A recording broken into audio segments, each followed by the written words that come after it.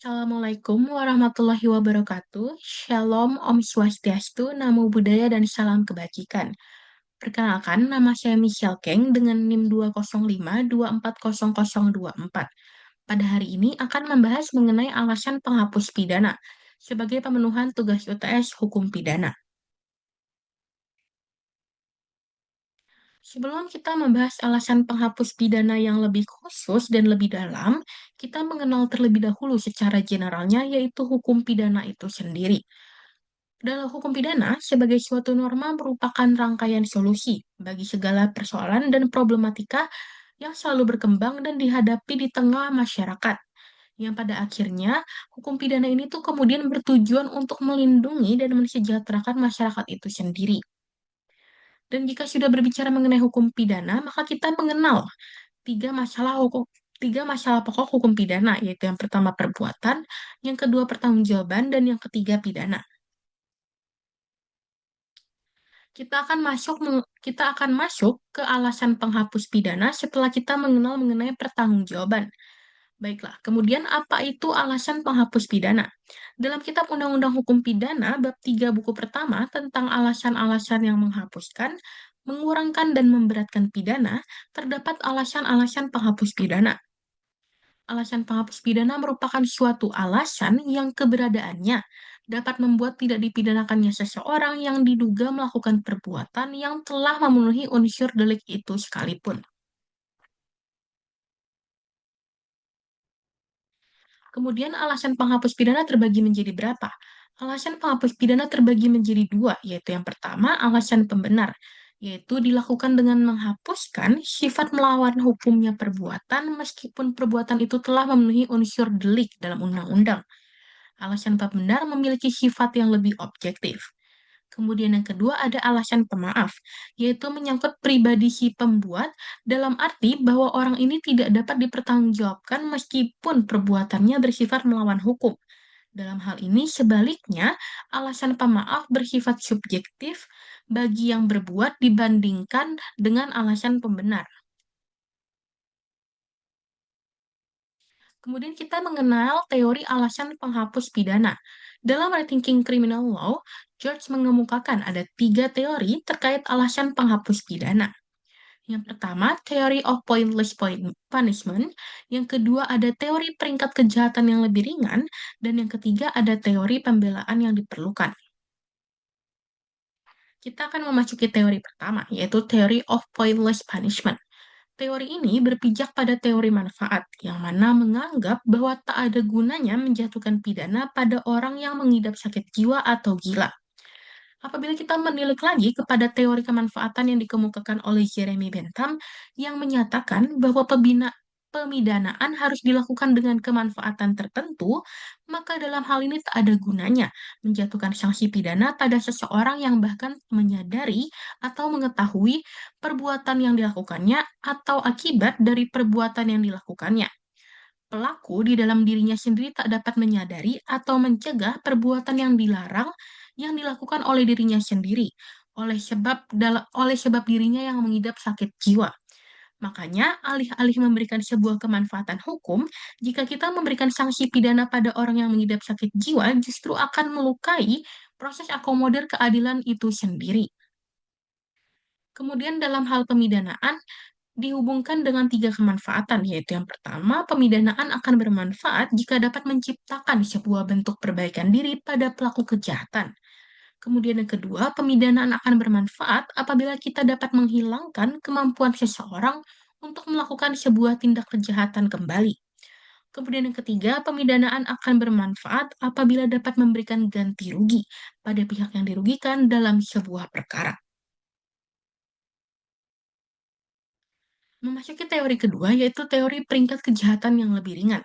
Teori ini merupakan teori alasan penghapus pidana yang berasal dari luar atau eksternal pelaku, jadi bukan dari diri pelaku itu sendiri. Pelaku dalam hal ini sulit untuk berbuat apa-apa, lantaran ia dihadapkan dengan dua perbuatan yang sifatnya sama-sama menyimpang. Namun salah satunya merupakan peringkat kejahatannya yang lebih ringan. Tentu dengan akal sehat yang akan dipilih adalah perbuatan yang tingkat kejahatannya lebih ringan, namun keduanya tetap sama-sama menyimpang. Dengan teori ini, perbuatan menyimpang tersebut dibenarkan lantaran dua alasan. Yang pertama, perbuatan tersebut dianggap dilakukan untuk menyelamatkan kepentingan yang lebih besar.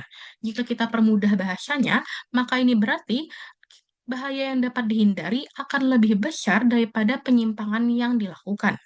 Kemudian yang kedua, perbuatan tersebut dianggap benar lantaran itu merupakan satu-satunya jalan untuk menghindari bahaya yang akan timbul.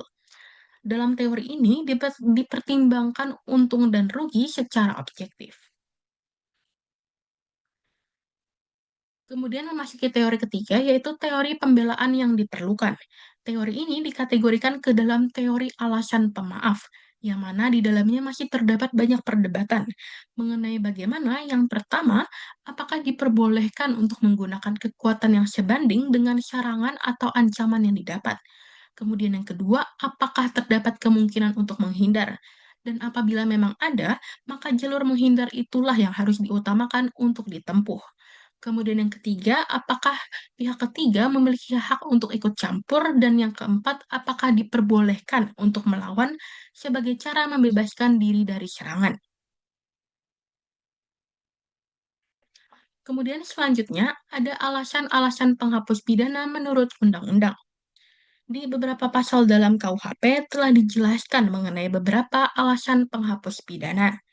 Di antaranya terdiri atas pasal 44 Kitab Undang-Undang Hukum Pidana, pasal 48 Kitab Undang-Undang Hukum Pidana, pasal 49 Kitab Undang-Undang Hukum Pidana dalam ayat 1, dan pasal 49 Kitab Undang-Undang Hukum Pidana dalam ayat 2. Kemudian kita akan memasuki yang pertama, yaitu pasal 44 Kitab Undang-Undang Hukum Pidana dalam hal tidak mampu bertanggung jawab. Kemampuan bertanggung jawab pada KUHP tidak dirumuskan secara positif, melainkan secara negatif. Dalam pasal 44 ditentukan dua syarat sebagai kategori tak dapat bertanggung jawab, yaitu yang pertama, jiwanya yang cacat dalam pertumbuhan, atau yang kedua, jiwanya yang terganggu karena penyakit atau penyakit ingatan. Dalam hal ini, terdapat hubungan kausal antara keadaan jiwanya dengan perbuatan yang dilakukan, yang mana kemudian hubungan ini akan menjadi otoritas bagi hakim yang mengadili perkara untuk menentukan.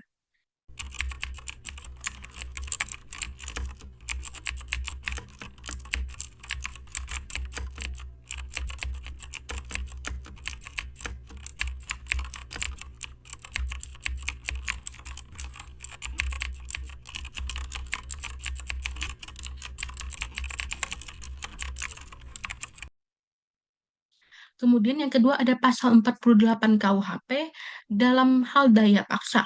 Pasal 48 KUHP menyatakan bahwasannya barang siapa melakukan perbuatan karena pengaruh daya paksa tidak dipidana.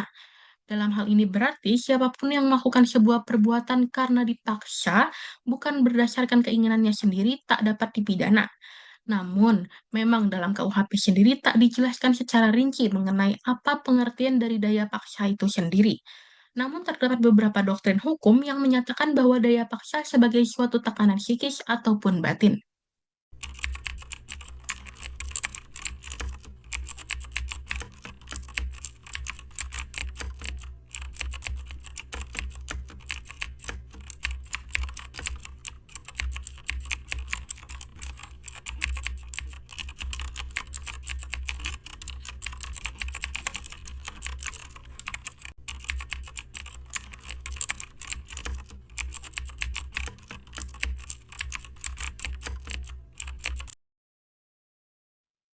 Kemudian ada pasal 49 ayat 1 Kitab Undang-Undang Hukum Pidana mengenai pembelaan terpaksa.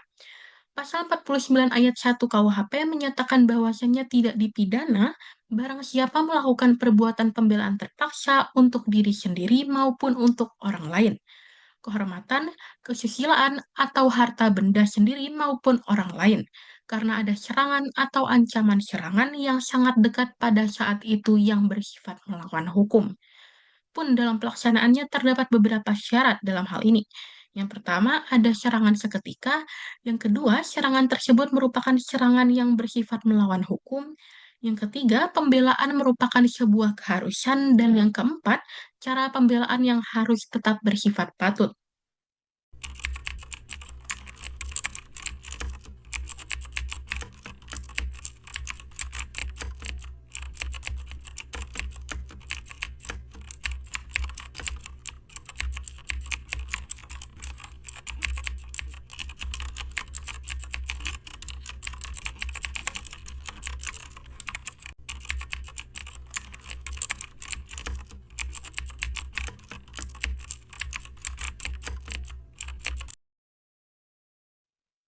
Kemudian kita memasuki pasal 49 ayat 2 KUHP tentang pembelaan terpaksa melampaui batas.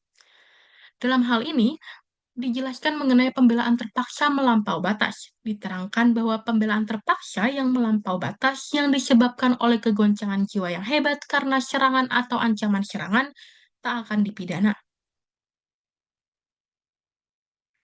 Kemudian kita akan memasuki putusan nomor 1343 K garing Pitsus garing 2019.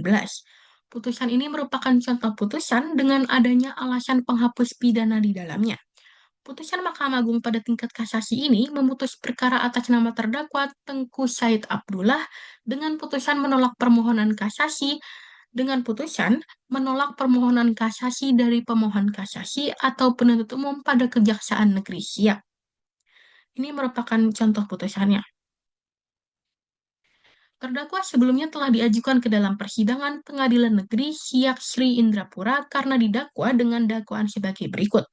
Yang pertama, diatur dan diancam pidana dalam pasal 66 ayat 1 Jungto pasal 105 Undang-Undang RI nomor 11 tahun 2010 tentang cagar alam, atau yang kedua, diatur dan diancam pidana dalam pasal 27 ayat 1 Jungto, pasal 64 Undang-Undang RI nomor 10 tahun 2009 tentang kepariwisataan. Atau yang ketiga, diatur dan diancam pidana dalam pasal 406 KUHP. Yang kemudian, putusan dari Pengadilan Negeri Siak Indrapura nomor 314 garing Pitsus garing 2018 garing PN Syak memutus bahwa terdakwa Tengku Said Abdullah terbukti secara sah dan meyakinkan bersalah melakukan tindak pidana dengan sengaja merusak cagar alam baik seluruh maupun sebagian dari kesatuan kelompok dan atau dari letak asal, sebagaimana dakwaan alternatif pertama, tetapi bukan merupakan tindak pidana. Pengadilan Negeri Siak Sri Indrapura yang melihat kondisi dari sang terdakwa yang memang memiliki sakit jiwa juga memerintahkan agar terdakwa ditempatkan atau dirawat di rumah sakit jiwa selama 1 tahun. Yang kemudian putusan ini diajukan permohonan untuk diperiksa pada tingkat kasasi yang pada akhirnya permohonan kasasi ini ditolak dengan sebuah perbaikan.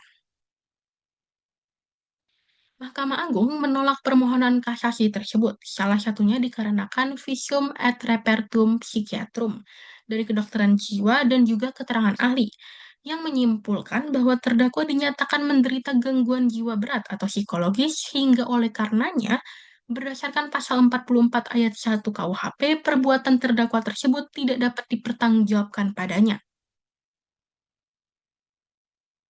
Kemudian kesimpulannya, berdasar pada putusan Mahkamah Agung tersebut, terbukti bahwasannya salah satu bagian dari alasan penghapus pidana itu sendiri ialah alasan pemaaf yang diberikan dalam hal terdakwa tak dapat mempertanggungjawabkan perbuatannya dikarenakan kejiwaannya, seperti pada pasal 44 KUHP. Sekian dan terima kasih.